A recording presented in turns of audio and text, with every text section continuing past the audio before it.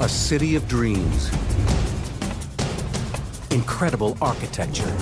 A massive navy. Atlantis is thought to be one of the most advanced societies of the ancient world.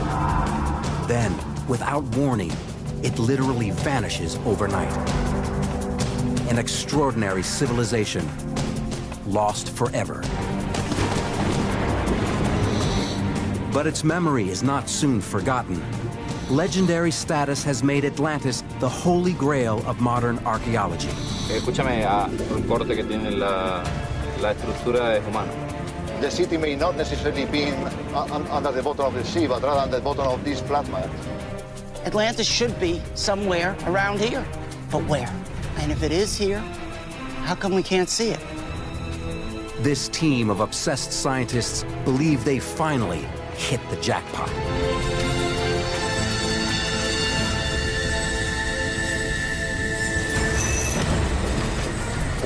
The extraordinary tale of Atlantis reaches back to the very dawn of Western civilization.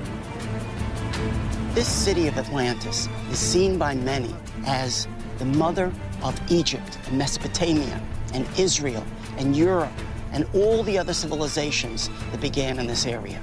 And if it began here, we may be looking at the single most important site for humanity. The discovery of Atlantis would completely rewrite the early chapters of history. Myth would become reality. So finding this mysterious sunken city has become the stuff of obsession. Generation after generation has set out in search of her, but every quest has ended in failure. Now, with the help of modern technology, one team may finally beat the odds. They're employing everything from satellite photography to ground-penetrating radar to underwater archaeology in a passionate bid to find the sunken city. But does Atlantis even exist?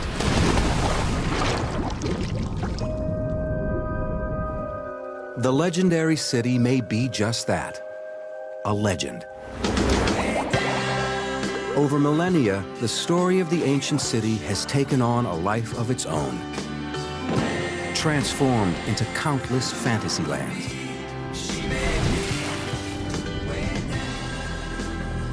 To separate fact from fiction, any search for Atlantis must begin with the original source material, and Angela Hobbs knows just where to look.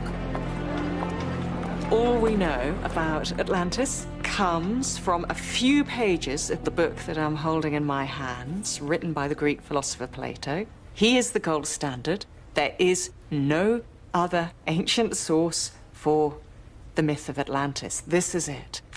The records speak of a vast power that sprang forth from beyond, from the Atlantic Ocean. For at that time, this ocean was passable, since it had an island in it in front of the strait that you people say you call the Pillars of Heracles.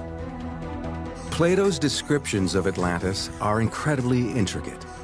His writings provide any Atlantis seeker a detailed roadmap. According to Plato, Atlantis was an island kingdom with land rings and circular harbors, situated just beyond the Pillars of Hercules. Many believe that the Pillars of Hercules describe the peaks that flank the entrance to the Strait of Gibraltar, the northern pillar being the Rock of Gibraltar, and the southern pillar a corresponding peak in North Africa. This leads Dr. Richard Freund to begin his search for Atlantis in southern Spain. The Pillars of Hercules was known by every single ancient writer as being located in what we call today the Straits of Gibraltar. This bay is located just beyond those ancient Pillars of Hercules. Freund focuses on the Guadalquivir River Delta and Doñana National Park. He believes a massive ancient bay once existed here in antiquity. Here we are in the largest marsh in southern Spain, hundreds of square miles. It is massive. We're talking about 40, 50 miles worth of just marsh. And archaeologists think that buried in this marsh is the lost city of Atlantis. In 1922, archaeologists George Bonser and Adolf Schulten proposed that Atlantis is hidden under these mudflats. But for decades, most scholars ignore the theory. Then, in 2004, a young German physicist named Rainer Kuhn makes headlines using satellite photography to resurrect the Bonser-Schulten theory. I am here within the mudflats of the Donana National Park. It is exactly here where I think that Plato's Atlantis was located. Kuhn observes strange circular patterns in a satellite photograph of the Donana mudflats. Comparing the photograph to the detailed descriptions in Plato, Kuhn becomes convinced that the lost city is here in southern Spain. In his writings, Plato describes a port city with 3 rings of concentric harbors and gives exact dimensions for each. Kuhn believes that the circular patterns he sees fit Plato's measurements. And there's more. In his writings, Plato describes 2 temples on the center island of Atlantis. One dedicated to the god Poseidon. Within the circular patterns on the Donana mudflats, Kuhn finds a rectangular anomaly. When he calculates its dimensions, it comes up a perfect match to Plato's description of Poseidon's temple.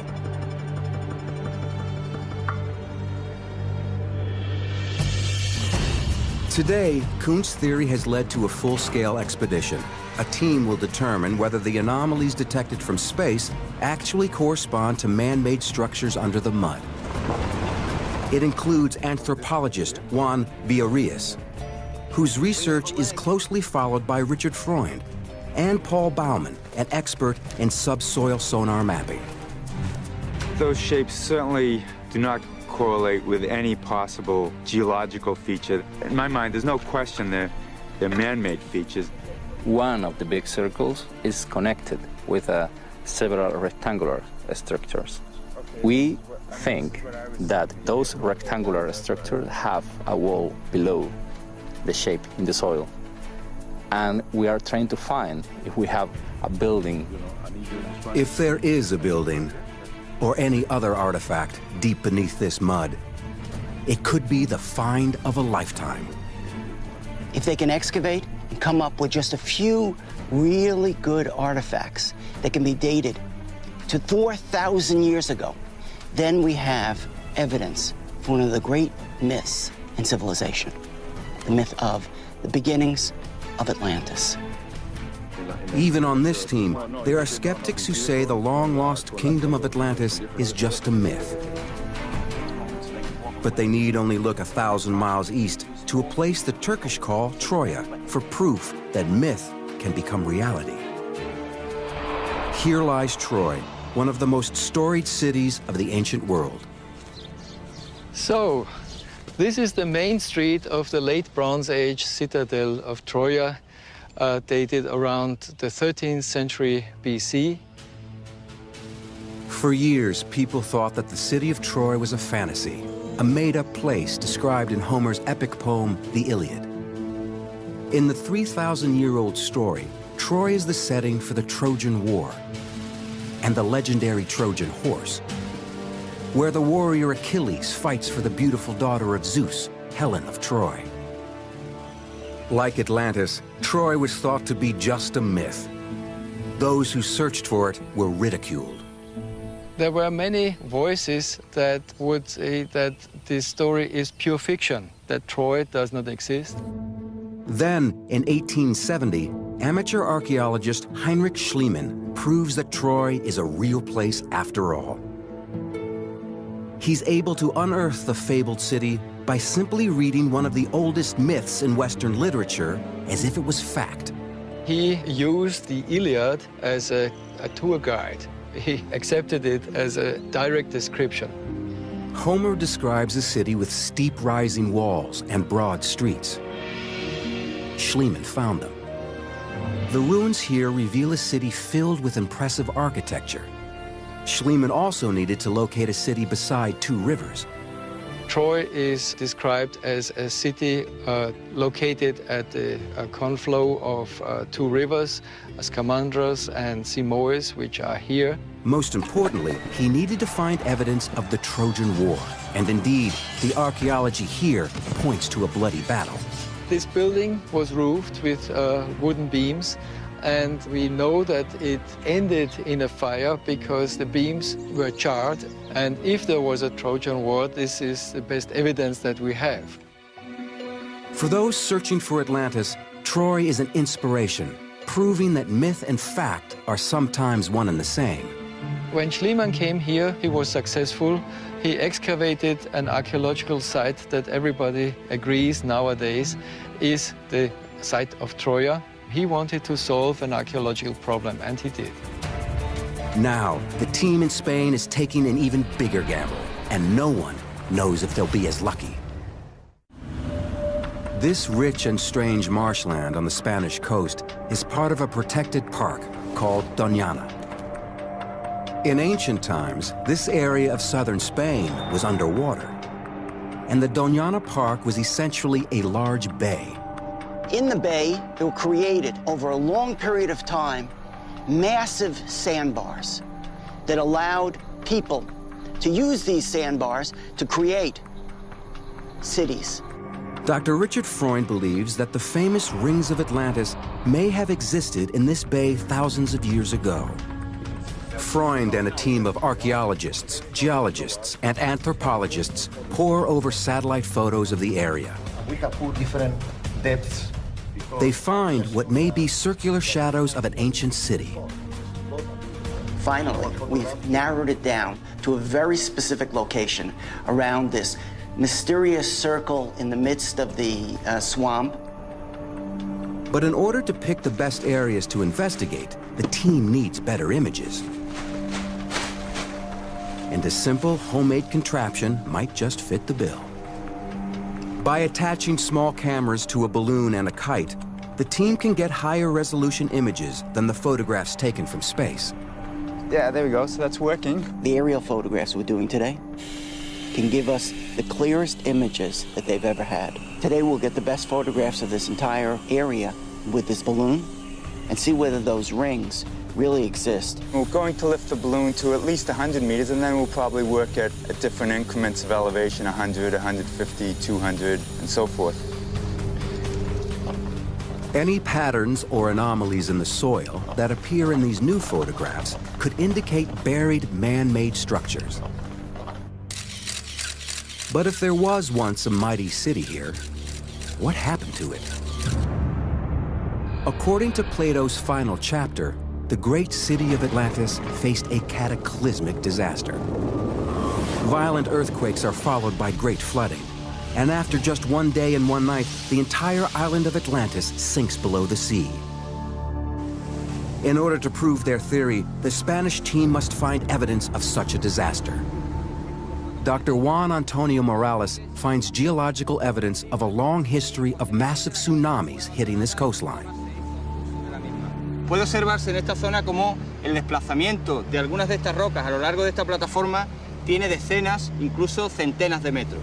Por lo tanto, esto sugiere el desplazamiento no a causa de un solo tsunami, sino a causa de tsunamis sucesivos. If the rings of Atlantis existed in this ancient bay and were ravaged by successive tsunamis, the city would have been torn apart or perhaps pulled into the sea. As a result, evidence of the lost civilization might not just be under the Doñana mudflats. It could be underwater, off the modern coast. So that's exactly where the team takes their search. Marine archaeologist Claudia Lozano and Morales are equipped with the latest in sonar technology. The torpedo-shaped towfish generates sound waves that bounce off the sea floor. When the signals return, they're received by a computer on deck that converts the sound waves into images. Any formation that appears on the sonar imaging system is mapped and its coordinates recorded. We have seen an anomaly, which is a vertical wall. This is very different to a geological formation. magnífico. It is a vertical structure. Right now we found an anomaly that is not geological at all. It's very big, it's very high. Two walls, 1, 2, completely vertical. It's very nice. And the shape is not natural. It's attractive. Claudio and Juan Antonio locate what looks to be a large structure 39 feet below the surface. They'll have to return and dive the site. But some think the Spanish team is looking in the wrong waters entirely. The search for Atlantis has plagued many great minds over thousands of years. Scholars have scoured the globe searching for its ruins. For some of these explorers, Plato's description of the city's sophisticated architecture and society clearly points to just one location: the islands of Greece. And underneath the clay soil on this hilltop in Crete lies evidence of an ancient civilization way ahead of its time. Archaeologists call it Minoa. Minoans were real master builders. I'm walking on a 4,000-year-old street, which was probably the main access to this Minoan settlement. Beautifully paved with very large slabs, specially cut for this building. All over the island you find elaborate architecture with major ceremonial halls, with frescoes, with shrines, and they really had a very sophisticated life. Plato says Atlantis boasts gorgeous temples and shrines, with a highly ornamented palace situated on the central island. The Minoan architecture on Crete seems to reflect the same blueprint. We're in the palace at Knossos, the major site of Minoan civilization, with this massive palatial structure at its core. Could this be the great central palace that Plato describes? This is a megastructure covering about 10,000 square meters. Now, this kind of architecture required incredible planning to get the stones from the quarry, to transport them here, to have the skilled masons work them. To create this kind of straight line and the different kinds of shapes would have been very, very difficult. Walking amongst the breathtaking remnants of their ancient world, it's easy to imagine the Minoans calling their city by another name: Atlantis. To match the descriptions of Atlantis, the Minoan city also has to have an acropolis with dwellings and halls. And it's all here at Knossos. According to Plato, the bull is a central part of the Atlantean culture. In Atlantis, sacred bulls roam free around the temples. They're worshipped by priests and sacrificed in honor of Poseidon. Here in Knossos, it's obvious bulls were once a powerful symbol. I'm above the northern entrance passage at Knossos, and behind me is this imposing bull fresco. Now, it really seems as if the bull was a very significant part of Knossian political propaganda. There's a bull leaping scene found in fresco fragments over in the east part of the palace as well. The cultural importance of the bull, the stunning architecture, the depictions of a utopian lifestyle, together paint a familiar picture. It seems possible that the people we call Minoans are really the long-lost people of Atlantis. But Atlantis famously came to an end. Plato says the city was destroyed in a single day and night. Evidence suggests the Minoan people may have suffered a similar fate. It's from this kind of archaeological evidence that we can deduce some kind of a crisis situation. A lot of things went bad. On the southern coast of Spain, researchers have discovered buried structures they believe may be the lost city of Atlantis. It's not geologic at all. But there are those who think the Spanish team is way off course, that Atlantis was actually located in the Greek islands. The archaeology here is convincing. There is evidence that the Minoan people of Crete suffered a terrible disaster, an ancient cataclysm that may have wiped out this advanced civilization just as Plato describes. Clues to this catastrophe can be found 85 miles north of Crete on the Greek island of Santorini, also known as Thera. The disaster that occurred here nearly defies description. It's a volcanic island, and the volcano exploded very, very spectacularly about 3,600 years ago. And we have here evidence with this very impressive architecture, not even excavated, it's just being exposed as it's eroded by the sea. And you can see here evidence of the Theran eruption with ash layers and pottery showing that this building was destroyed at exactly this time. The ash cloud from Thera blocks out the sun for days. For the people of Crete, the effects are devastating. We had these huge ash clouds arriving on the island of Crete, and they deposited sort of like thick packages of volcanic ash that must have caused tremendous problems in their agriculture, in their shipping, in their commerce. A lot of people probably lost their houses. You had volcanic winters. A lot of things went bad. The earthquakes and massive volcanic activity on Santorini likely produced tsunamis, gigantic waves that crash onto the north coast of Crete. These waves would carry with them volcanic pumice, a very porous and solidified lava rock. Evidence of pumice on Crete could be proof that an ancient tsunami hit here. There's some spots along the north coast of the island where you found like pumice deposition. That is probably related to the Santorini eruption. And there's been recent activity from archaeologists suggesting that those deposits could really only have been caused by something like a tsunami. Minoan architecture, temples, art, culture. It's all wiped out by one of the most powerful eruptions in human history. The case linking the Minoans to Atlantis is strong, but the legend of Atlantis hinges on its sinking and overnight disappearance. And for the Minoans, the eruption of Thera is not the end. Some managed to survive. We have clear continuity in the Minoan civilization after the Theran eruption. We can see archaeological layers showing the occupation at the time of the eruption, and then rebuilding and reoccupation straight away afterwards. It seems that despite compelling evidence, this is not the place that Plato describes. The Minoan civilization did not sink into the sea. It persevered. Ultimately, this triumphant story of survival is the greatest evidence against the theory. But back on the mudflats of Spain, the jury is still out. Dr. Freund and his team believe they're on the verge of uncovering a city that fits all the criteria laid out by Plato.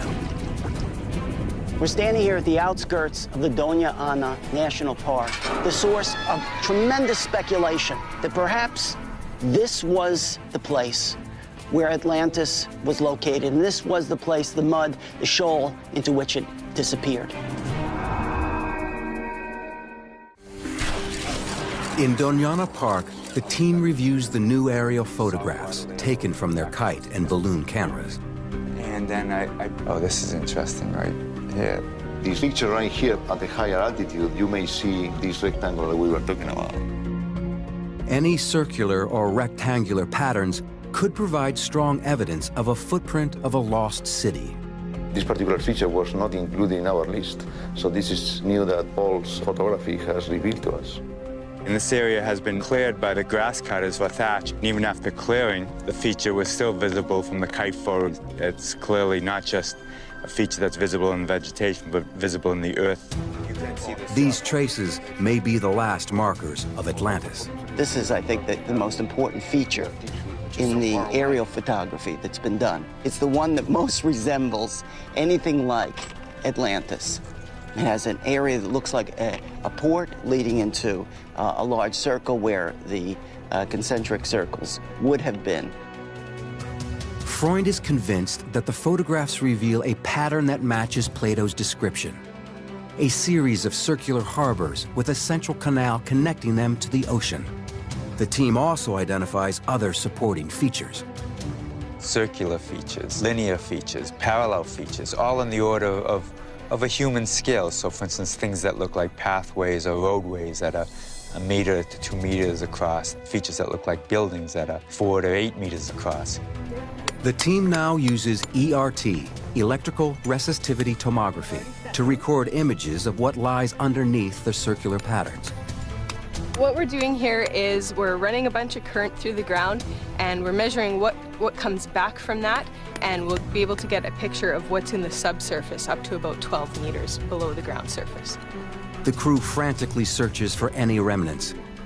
The lost city of Atlantis may finally be in their grasp. Yeah, no, you're right. I didn't go very far. But another ancient mystery also looms large. Yeah, the rectangle here, the rectangle there. The biblical story of the lost city of Tarshish. Tarshish is a city mentioned many times in the Bible. Many scholars believe that it's simply another name for the ancient and famous city of Tartessos. Most scholars agree that Tartessos was located in southern Spain and that Tarshish was located in southern Spain. Tartessos was Tarshish. In the written sources, Tartessos and Tarshish are famous for their metals. Trade ships would travel for years from as far away as the Middle East to fill their holds. But Tartessos and Tarshish abruptly disappear from the historical and biblical records. It's as if the cities suddenly ceased to exist. Freund believes that's because in ancient days, Tartessos and Tarshish went by another name, Atlantis. We have two remarkably similar stories being told in antiquity. The story of Tarshish in the Bible and the story of Atlantis in Plato and Roman sources. In the story of Plato, Atlantis is a port city located on an island at the far end of the known world, where deep water ships would come, taking 3 years to arrive at the end of their journey.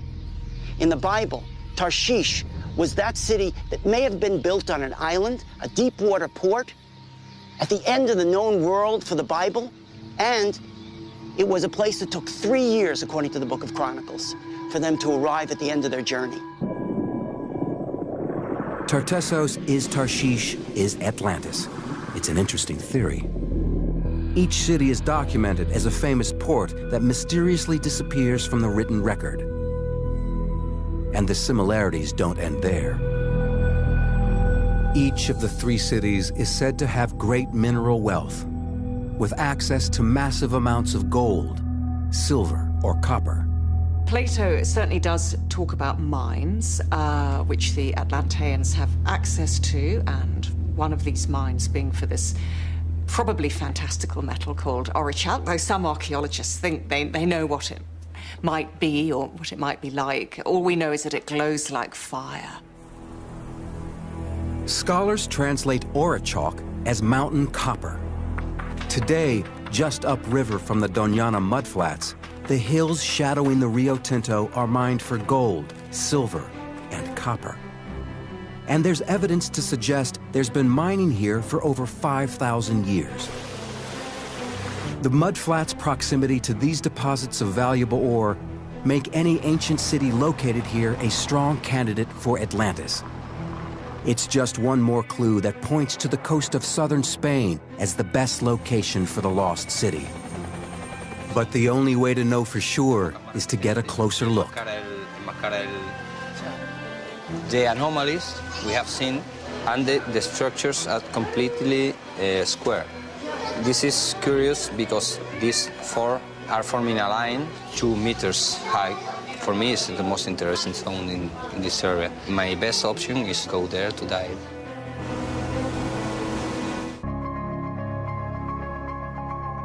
Using side-scan sonar, the team isolates 5 areas off the southern coast of Spain that may hold remnants of the lost city of Atlantis.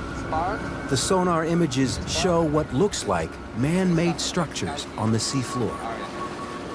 Right now we are sailing to one of the points that we want to check. We call it the cathedral. It's really big. It's about 40 meters long.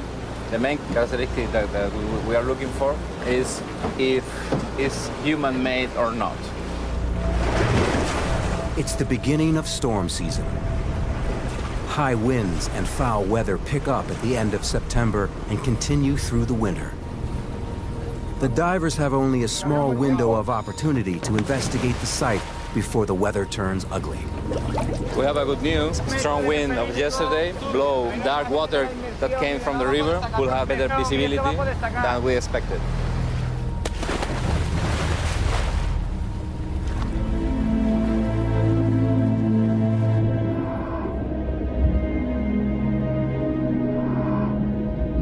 Nearly 39 feet below the surface, the divers discover some unusual formations.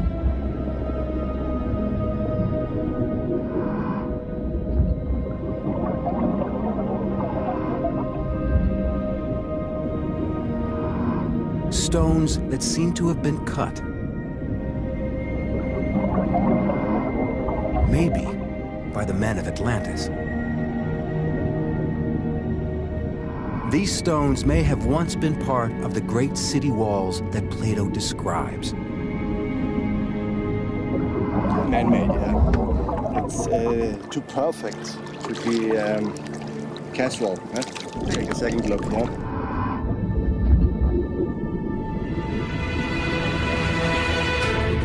Escúchame, entonces no quiero utilizar la radio para decir estas cosas. Ha encontrado de unas vigas, una piedra redonda circular hecha por el hombre y todo el corte que tiene la estructura es humano.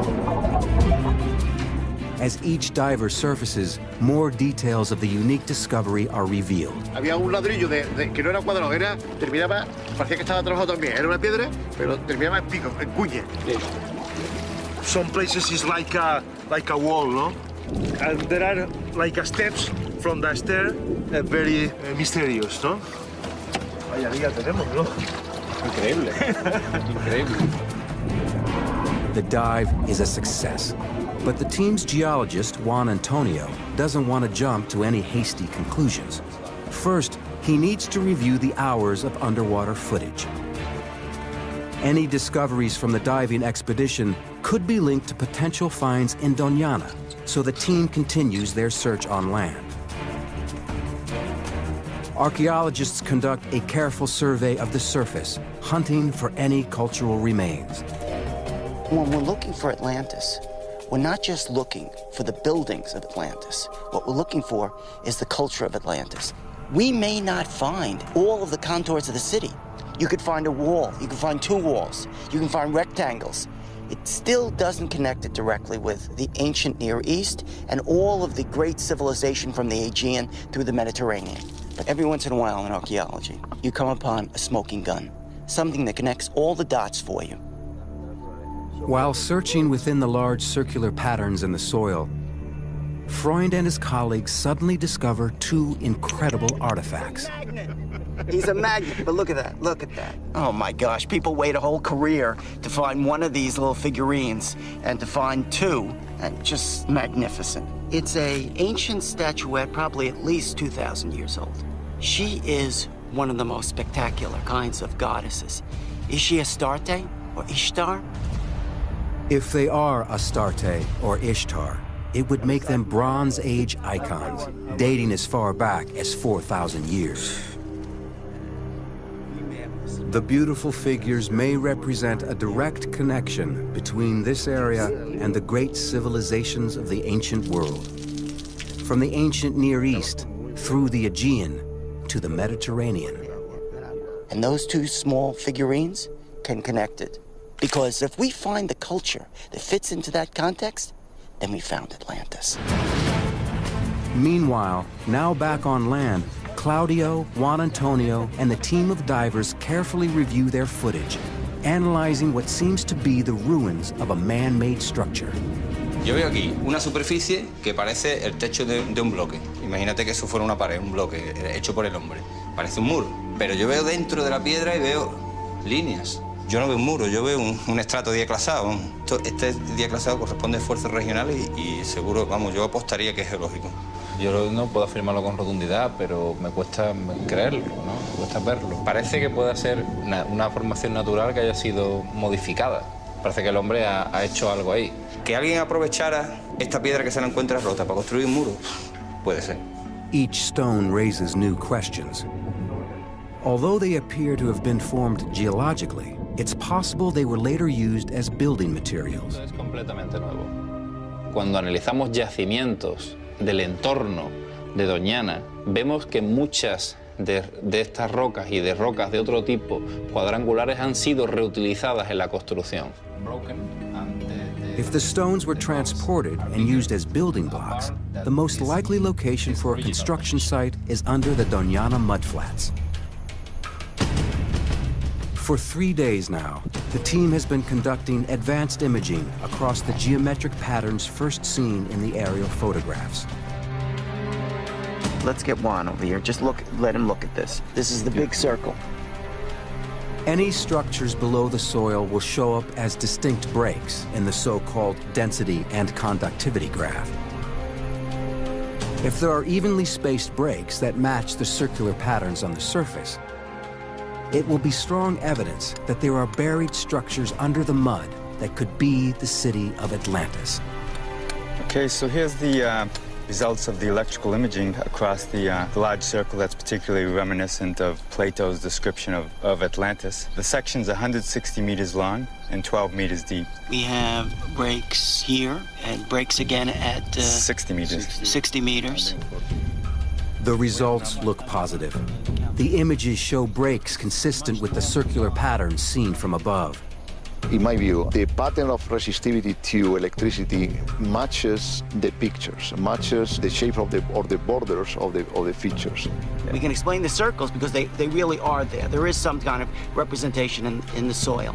It look like this. If a city was suddenly buried here, all of the organic material associated with that civilization would also be trapped. Over the centuries, this material would decompose and produce gas. While retrieving core samples, the team taps into just that. But isn't this the most exciting feature? We have a mysterious methane layer that could indicate flora and fauna and human activity that were sealed in one single layer in a catastrophic event. Freund is feeling optimistic. Early lab results from the finds at the Doñana mudflats are in, and so far, they look positive. Carbon-14 dating has told us that artifacts found inside of the marsh go from the period of 5,000 BCE all the way down to approximately 2000 BCE. We have a coring that tells us there was a deep water port that continued in to the center of this marsh. Electrical resistivity tomography identifies that there were actual signatures of walls that were located below the surface. And we have a mysterious methane layer that was sealed about 6 to 9 meters below the surface. It goes down deep. What is it? It must be about 5 meters? No. Methane is created by the decomposition of organic matter. If the entire Atlantis civilization was suddenly buried, it could create a huge deposit of trapped methane, like the one found by the research team. Although other explanations for the gas are possible, its unique location, coupled with the history of tsunamis on this coast, together make a strong case that a tsunami crashed onto this site and buried a city. The surrounding flora, fauna, and people would have all died. The researchers are anxious to excavate, but there's groundwater right below the surface, and that poses serious problems. Going deeper than 7 meters is technically very complex and very expensive. Yeah. It could be years before anything is unearthed here. But further inland, other Spanish archaeologists have recently made a discovery that could lend further evidence to the Doñana theory and point the way to Atlantis. This is Concho-Ruano, one of the greatest archaeological discoveries of the 20th century. In the 1970s and 1980s, archaeologists discovered a series of different villages that preserved Tartessan culture. This Tartessan culture was so different than all the other culture around it. It was the culture of the South. Freund believes Tartessan culture was really Atlantean culture. But these 2,500-year-old ruins are 125 miles from the coast, a long way from home. Why did they come here? Some cataclysmic event on the coast pushed them out of their homes in the 9th century. Freund believes this place is not the remains of a once bustling village. Rather, it's a memorial to the lost kingdom of Atlantis.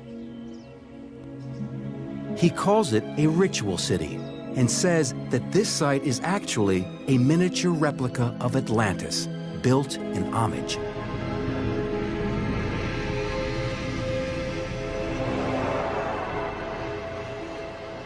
Concho Roano is just one of several ritual cities found in this area. The people who built these sites were commemorating something. But was it the legendary seaside kingdom of Atlantis, hundreds of miles away?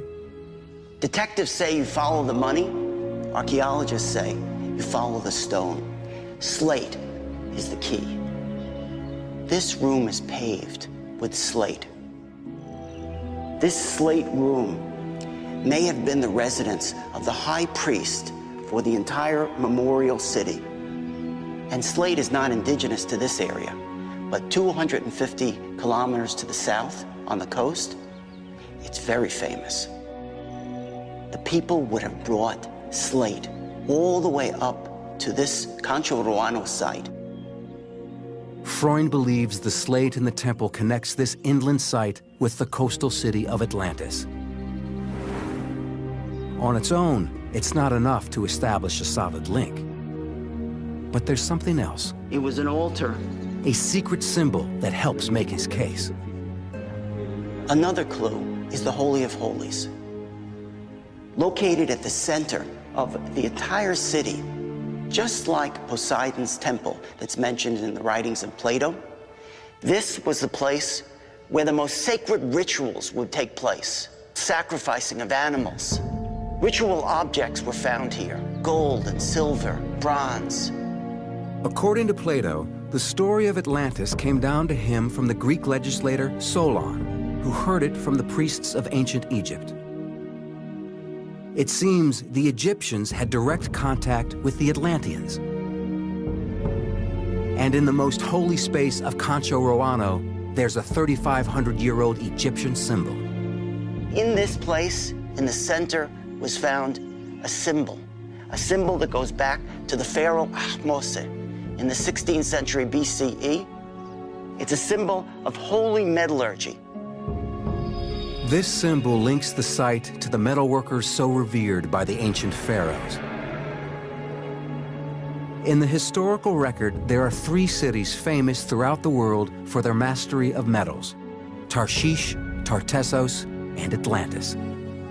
This symbol could connect this place to all of them, and may be the ultimate proof that the 3 cities were one and the same. The original altar.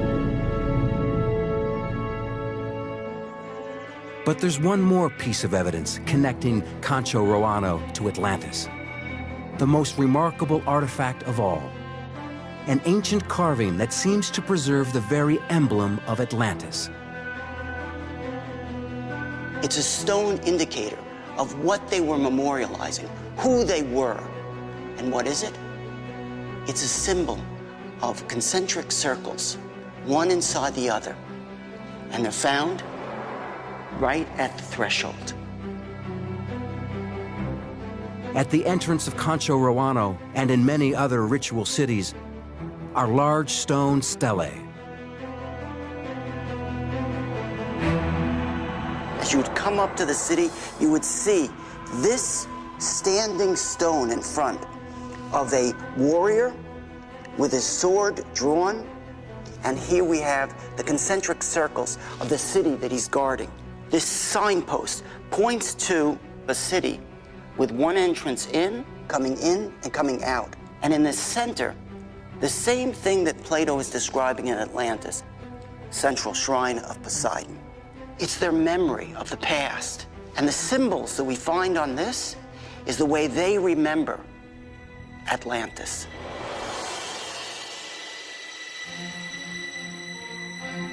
If this structure was built by refugees from Atlantis, then this is the shared memory of their sunken home. A scale model of the lost city, still buried perhaps beneath the mud of southern Spain. In a deserted patch of marshland may lie the secret that explorers have been seeking for more than 2,000 years. Advanced imaging technology has detected circular patterns like those described by Plato. The same design that's repeated on a 2,500-year-old memorial. And new science seems to have revealed a guarded island city of circular canals with a central shrine and a waterway that leads to its heart. Maybe this is where our civilization was born, home to an ancient and advanced people, a culture of extraordinary achievement. Perhaps submerged beneath this ground is the place we call Atlantis.